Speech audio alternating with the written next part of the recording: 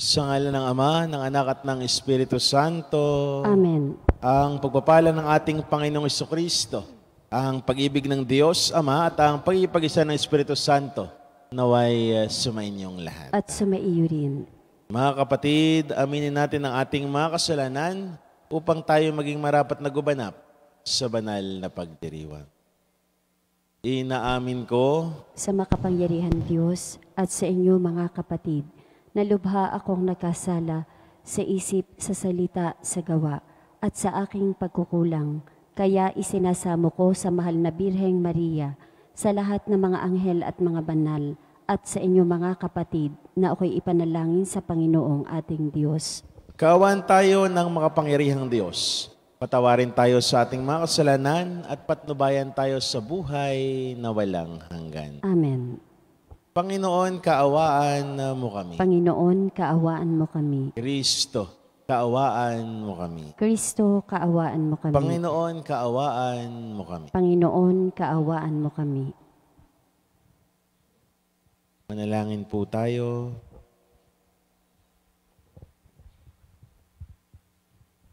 Ama naming makapangyarihan, gawin mong lagi naming matapat na sundin ang loob mo upang kami wagas na makapaglingkod sa iyo. Sa pamamagitan ni Jesucristo, kasama ng Espiritu Santo, magpa sa walang hanggan. Amen.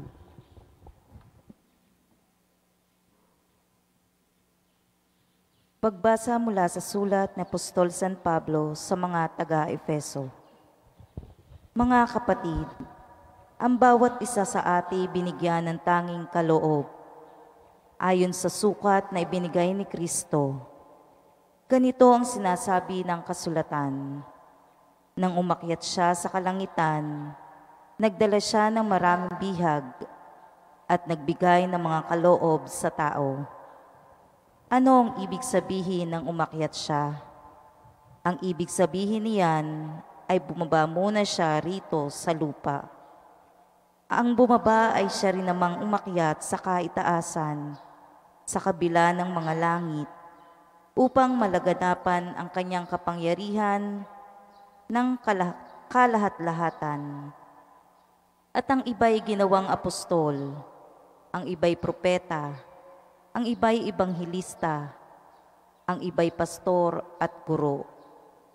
Ginawa niya ito upang ihanda sa paglilingkod ang lahat ng hinirang sa ikauunlad ng kanyang simbahan. Sa gayon, tayong lahat ay magkakaisa sa pananampalataya at pagkakilala sa anak ng Diyos na magiging ganap ang ating pagkatao ayon sa pagiging ganap ni Kristo.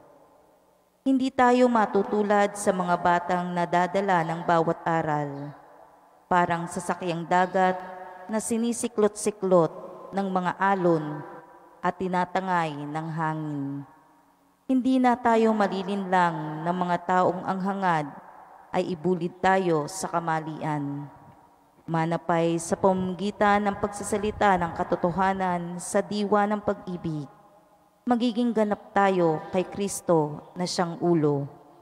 Sa pamamagitan niya ay nabubuo ang katawan mula sa mga bahaging pinag-ugnay-ugnay ng kasukasuan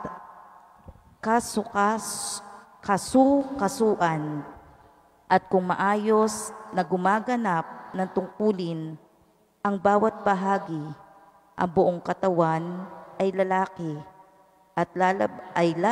at lalakas sa pamamagitan ng pag-ibig. Ang salita ng Diyos. Salamat sa Diyos. Salmong tugunan. Masaya tayong papasok sa tahanan ng poong Diyos. Masaya tayong papasok sa tahanan ng poong Diyos. Ako ay nagalak sa sabing ganito. Sa bahay ng poon ay pumasok tayo. Sama-sama kaming matapos sapitin ang pituang lungsod nitong Jerusalem. Masaya tayong papasok sa tahanan ng poong Diyos. Yaong Jerusalem kay ganda ng anyo, maganda ang ayos ng muling matayo. Dito umaahon ang lahat ng angkan, lipi ni Israel upang magsambahan. Masaya tayong papasok sa tahanan ng poong Diyos. Ang hangad ang poon ay pasalamatan, pagkat ito'y utos na dapat gampanan. Doon din naroon ang mga hukuman at trono ng haring hahatol sa tanan. Masaya tayong papasok sa tahanan ng poong Diyos.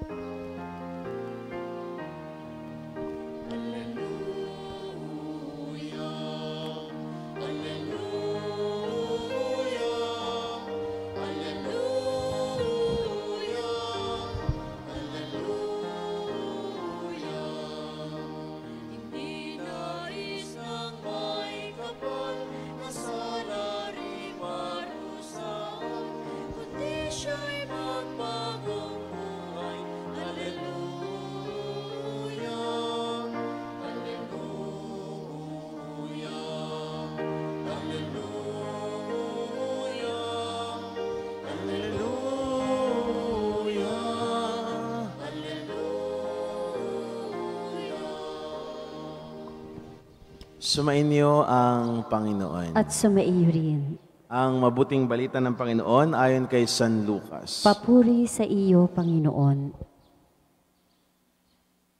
Dumating noon ang ilang mga tao at ibinalita kay Jesus na ipinapatay ni Pilato ang ilang Galileo, samantalang ang mga ito'y naghahandog sa Diyos. Sabi niya sa kanila, akala ba ninyo higit na makasalanan ang mga Galileyong ito kaysa ibang mga taga-Galilea dahil sa gayon ang sinapit nila? Hindi. Ngunit sinasabi ko sa inyo, kapag hindi ninyo pinagsisihan at tinagdan ang inyong mga kasalanan, mapapahamak din kayong lahat. At ang 18 namatay nang mabagsakan ng tore ng selyo, sa akala ba ninyo'y higit silang makasalanan kaysa ibang naninirahan sa Jerusalem? Hindi. Ngunit sinasabi ko sa inyo, kapag hindi ninyo pinagsisihan at tinalikdan ang inyong mga kasalanan, mapapahamak din kayo. Sinabi sa kanila ni Jesus ang talinhagang ito, may isang tao na may puno ng igos sa kanyang ubasan. Minsan, tiningnan niya kung may bunga ito, ngunit wala siyang nakita. Kaya sinabi niya sa tagapag-alaga ng ubasan, 3 taon na akong pumaparito at naghahanap ng bunga ng punong ito, ngunit wala akong makita. Putulin na ninyo. Nakakasikip lang iyan. Ngunit sumagot ang tagapag-alaga, huhukayan ko ang palibot at lalagyan ng pataba. Kung mamunga po ito sa darating na taon, mabuti. Ngunit kung hindi, putulin na natin. Ang mabuting balita ng Panginoon. Pinupuri ka namin, Panginoong Hesukristo.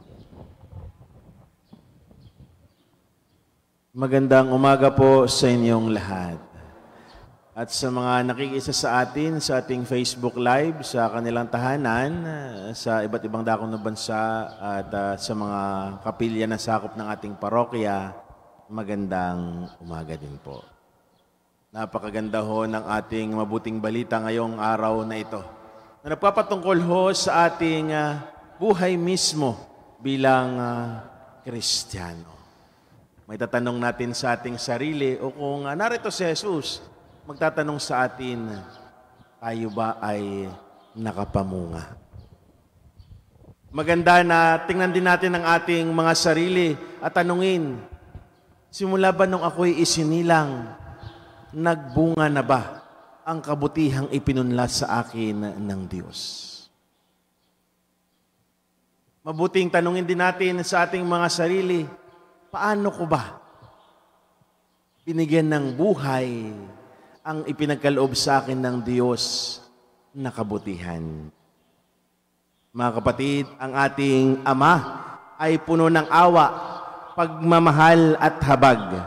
Sa kabila ng ating kakulangan, binibigyan pa rin tayo ng pagkakataong magbago. Kaya nga sa atin pong mabuting balita, isinalaysay ni Jesus ang isang talinhaga na halos hindi makatimpi ang may-ari ng ubasan nang ipag-utos niya na ipaputol ang puno ng igos na tila walang pag-asang magbunga.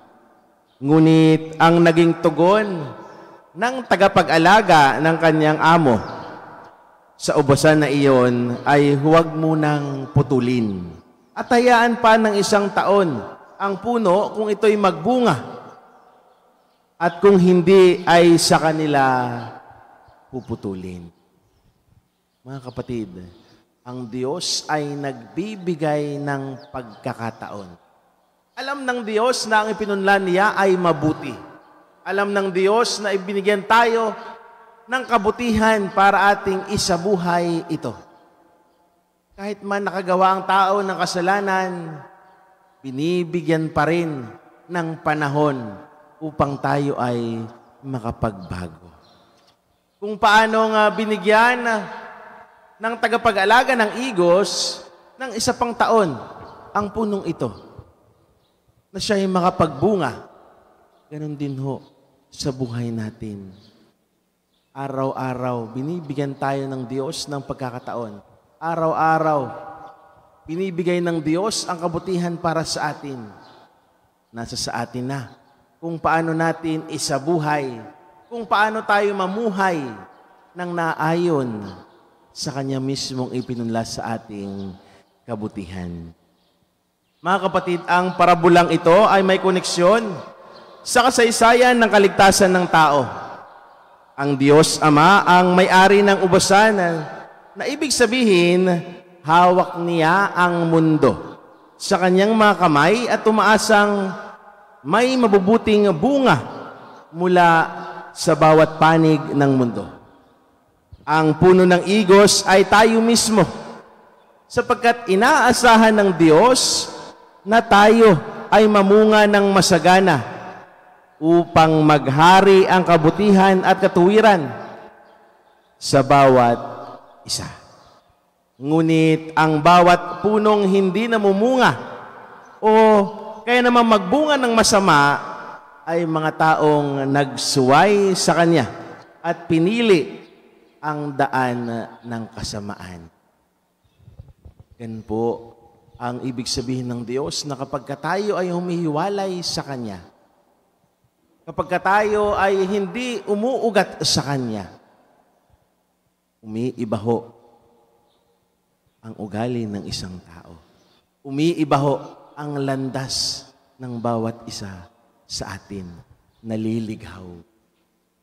Pero kahit na tayo man maligaw, inaasahan pa rin ng Diyos na sana tayo ay bumalik sa Kanya. Sabi ko nga kanina, ang Diyos hindi nagsasawa na tayo ay patawarin. Ang Diyos ay hindi nagsasawa na tayo ay antayin. Kung paanong binigyan ng pagkakataon itong punong ito, ganun din po tayo. Binibigyan ng pagkakataon upang tayo ay magbago. Kaya nga ang tagapag-alaga ng punong ito ay walang iba kundi si Jesus. Dahil sa kanyang lakas na loob na tuparin ang dakilang kalooban ng kanyang Ama, pinatunayan niya sa pamamagitan ng kanyang buhay, kasama ang naging hantungan ng pag-aalay niya ng buhay sa krus, ay nagkaroon tayo ng pagkakataon na patatagin muli ang ating pananampalataya. Ito ang kaligtasang niloob sa atin ng Ama, na patuloy niya tayong minamahal kahit sa mga pagkakataong hindi tayo nagiging tapat sa Kanya. At mayroon tayong mga pagkakataon upang pagsisihan ang bawat kasalanang ating ginagawa at ang bawat kabutihang hindi natin ginagawa o kinakalimutan nating gawin. At kapag tayo ay tunay na nagsisisi sa ating mga kasalanan at nagbalik loob sa Panginoon, tayo ay inaanyayahan na patuloy na mamuhay ng naayon sa Kanyang pamantayan. Mga kapatid, kung paanong binibigyan ng pagkakataon ang puno ng igos na magbunga, ganon din po tayo. Hindi nagsasawa ang Diyos na magbigay ng panahon upang tayo ay magbago at magsumikap mamunga, sapagkat kung hindi man tayo makakaani dito sa lupa, aanihin naman natin ang bunga ng kabutihan natin sa langit. Kaya nga, ang araw na ito ay paalala sa atin na sana tingnan natin ang ating sarili. Paano ba natin inalagaan ang butil na ipinunla sa atin ng Diyos? Nagagahukan ba natin? Nadidiligan ba natin ito? O sa punto bang namunga na ba ang ipinunla ng Diyos sa atin? O kung sa tingin natin tayo ay nalilihis ng landas, o kung sa tingin natin tayo ay nawawala, nariyan pa rin, handa pa rin ang Diyos na tayo ay bigyan ng panahon. Hindi siya magsasawa na aantayin tayo na tayo ay magbunga. Harinawa kung paano isinalaysay na Jesus ang talinhaga sa puno ng igos na binigyan ng panahon. Tayo rin, tingnan din natin, binibigyan tayo ng Diyos sa araw na ito ng panahon upang magbalik loob sa Kanya. Muli, isang magandang araw sa inyong lahat.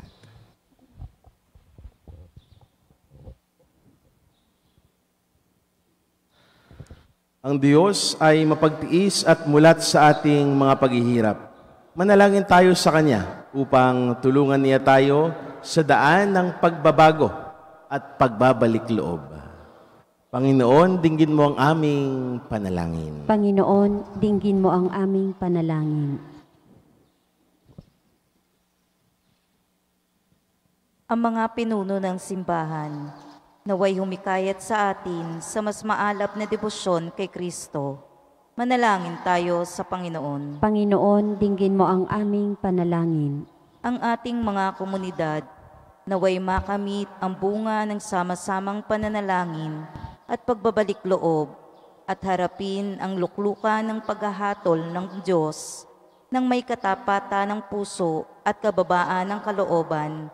Manalangin tayo sa Panginoon. Panginoon, dinggin mo ang aming panalangin. Ang mga taong may pusong hungkag at nanlalamig, naway mapag-alab natin.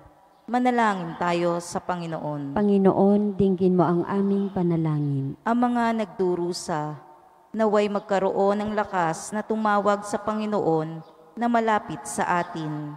Manalangin tayo sa Panginoon. Panginoon, dinggin mo ang aming panalangin. Ang mga yumao, naway makita ang mukha ni Jesus at manatili sa kanyang presensya magpakailanman. Manalangin tayo sa Panginoon. Panginoon, dinggin mo ang aming panalangin.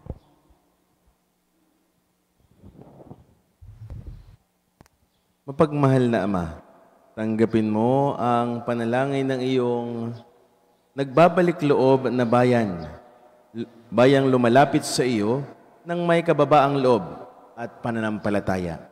Hinihiling namin ito sa pamamagitan ni Kristo na aming Panginoon. Amen.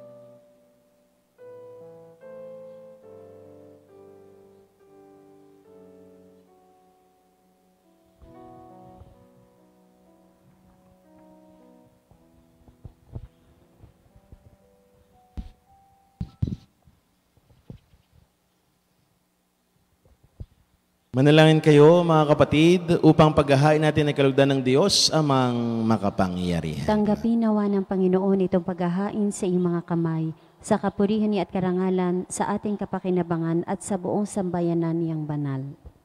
Ama naming lumika, sa pagugunitan namin sa mahal na Berhen, hinihiling namin ang aming paghahain ay lakipan mo ng kapupunan upang kami ay maging handog na ikakalugod mo kailanman.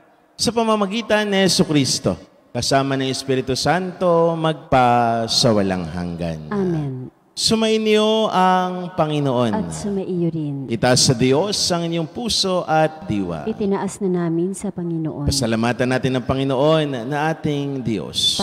Marapat na siya ay pasalamatan. Ama naming makapangyarihan, tunay ngang marapat na ikaw ay aming pasalamatan. Bukod mong pinagpala ang babaeng lahat ang mahal na Berheng totoong mapalad na iyong piniling maging ina ng iyong anak noong isinugo mo siya bilang aming Mesiyas. Sa kapangyarihan ng Espiritong Banal, ang Berheng Maria ay naging inang tunay ng iyong anak na kanyang isinilang bilang liwanag nitong sanlibutan. Kaya kaysa ng mga anghel na nagsisiawit ng papuri sa iyo nang walang humpay sa kalangitan, kami nagbubunyi sa iyong kadakilaan. Santo, Santo, Santo, Panginoong Diyos ng mga hukbo, napupuno ang langit at lupa ng kadakilaan mo. O sana sa kaitaasan, pinagpala ang naparirito sa ngalan ng Panginoon, o sana sa kaitaasan.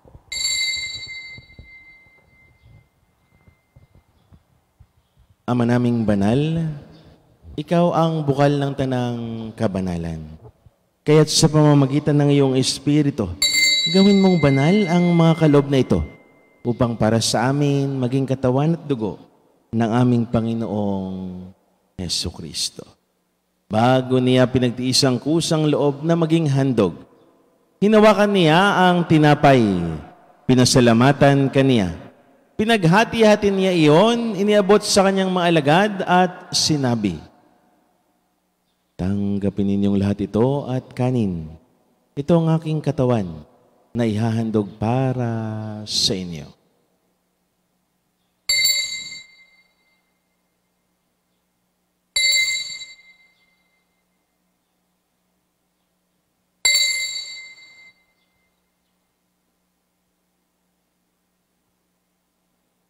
Gayon din naman, nung matapos ang hapunan, hinawakan niya ang kalis. Muli kaniyang pinasalamatan. Iniabot niya ang kalis sa kanyang mga alagad at sinabi, tanggapin ninyong lahat ito at inumin. Ito ang kalis ng aking dugo, ng bago at walang hanggang tipan. Ang aking dugo na ibubuhos para sa inyo at para sa lahat sa ikapagpapatawad ng mga kasalanan.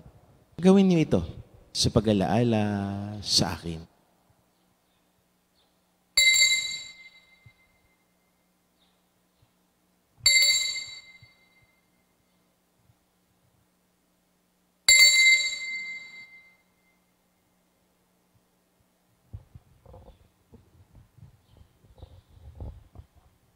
Ipagbunyi natin ang misteryo ng pananampalataya. Si Kristo'y namatay, si Kristo'y nabuhay, si Kristo'y babalik sa wakas ng panahon. Ama, ginagawa namin ngayon ang pag-alaala sa pagkamatay at muling pagkabuhay ng iyong anak. Kaya't inialay namin sa iyo ang tinapay na nagbibigay buhay at ang kalis na nagkakaloob ng kaligtasan. Kami nagpapasalamat dahil kami iyong minarapat at tumayo sa harap mo para maglingkod sa iyo. Isinasamo namin kami magsalo-salo sa katawan at dugo ni Kristo ay mabuklod sa pagkakaisa sa pamamagitan ng Espiritu Santo. Ama, lingapin mo yung simbahang laganap sa buong daigdig. Puspusin mo kami sa pag-ibig kaysa ni Francisco naming Papa, ni Gilbert naming Arsobispo at ng Tanang Kaparian. Alalahanin mo rin ang mga kapatid naming nahimlay nang may pag-asang sila'y muling mabubuhay. Gayon din ang lahat ng mga pumanaw.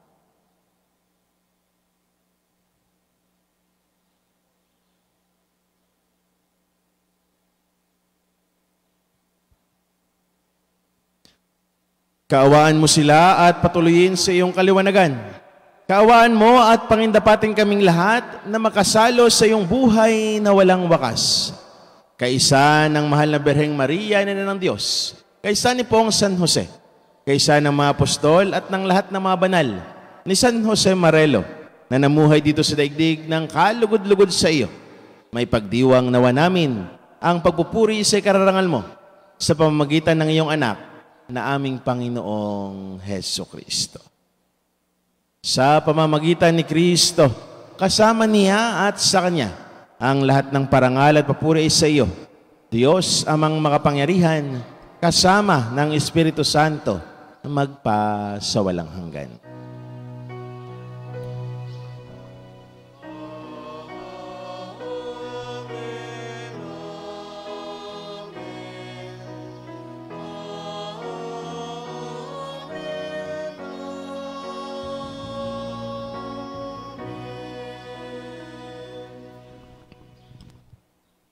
Sa tagubilin ng mga nakagaling na utos at turo ni Jesus, na Panginoon natin at Diyos, ipahayag natin ng lakas loob.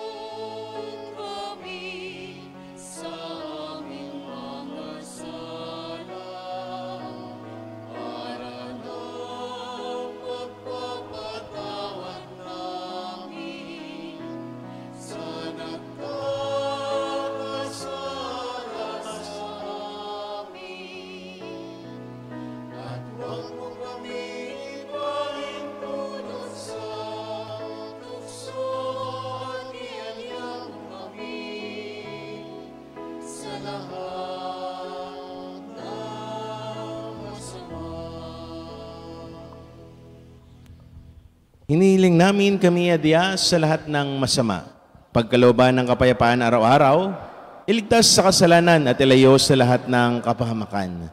Samantalang aming pinananabikan ang dakilang araw ng pagpapahayag ng tagapagligtas naming si Heso Kristo. Sapagkat iyo ang kaharian at ang kapangyarihan at ang kapurihan magpakailanman. Amen. Panginoong Heso Kristo, sinabi mo sa iyong mga apostol, kapayapaan ang iniiwan ko sa inyo. Ang aking kapayapaan ang ibinibigay ko sa inyo. Tunghayan mo ang aming pananampalataya at huwag ang aming mga pagkakasala.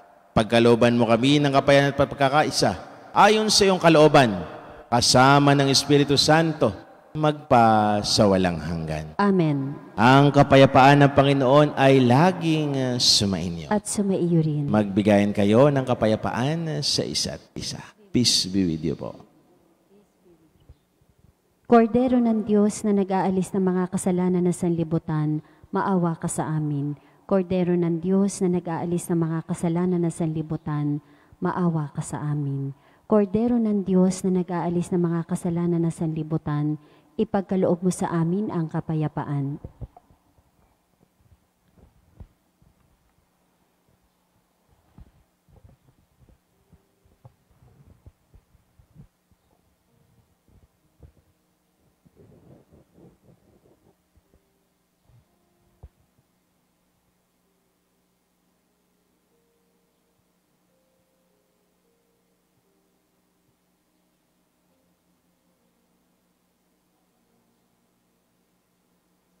Mga kapatid, ito ang kordero ng Diyos. Ito ang nag-aalis ng mga kasalanan ng sanlibutan. Mapapalad ang mga inanyayahan sa kanyang piging. Panginoon, hindi ako karapat-dapat na magpatuloy sa iyo, ngunit sa isang salita mo lamang ay gagaling na ako.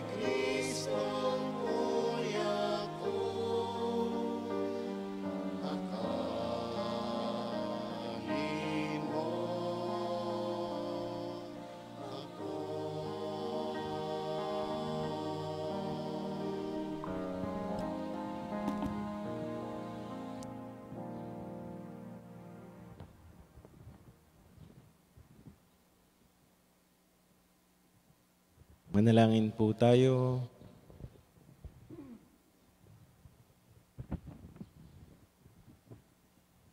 Ama naming mapagmahal, ang aming pagsasalo sa haing nagbibigay buhay sa paggugunita namin sa mahal na ina ng iyong anak ay magdulot nawa sa amin ng iyong kagandahang loob upang lagi naming madama ang iyong paglingap sa pamamagitan ni Jesucristo kasama ng Espiritu Santo magpa sa walang hanggan. Amen. Magsiluhod po ang lahat.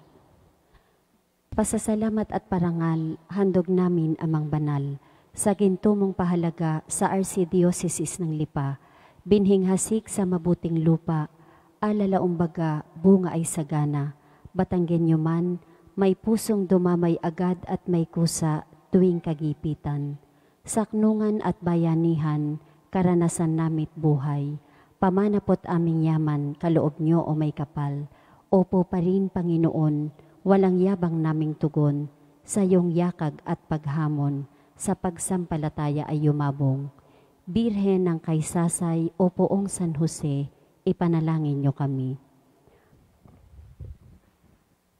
Sumainyo ang Panginoon. At sumaiyo rin. At pagpalain kayo ng maawain, mapagmahal at makapangyarihang Diyos.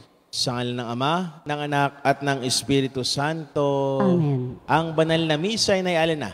Pumayag ang taglayang kapayapaan at pag-ibig ng Diyos. Salamat sa Diyos.